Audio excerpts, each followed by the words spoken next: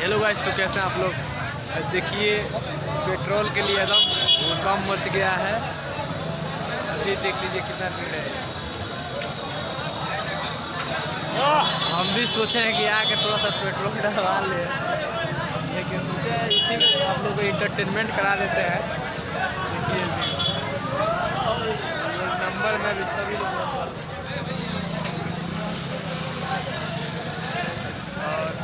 ये भीड़ ख़त्म नहीं होगी। यहाँ लगभग 300-400 भीड़ है। 400 गाड़ियाँ इधर तक, वहाँ तक गाड़ी खड़ी है। देखिए आप लोग, और आप लोग भी थोड़ा सा जाइए इधर उधर कहीं, तो पेट्रोल पहले से ही डलवा कर रखिए ताकि इतना नहीं झेलना पड़ेगा। और देखिए सब लगा है लाइन में, यहाँ तक लाइन है। हम निकल आए बाहर, पेट्रोल था मेरे में।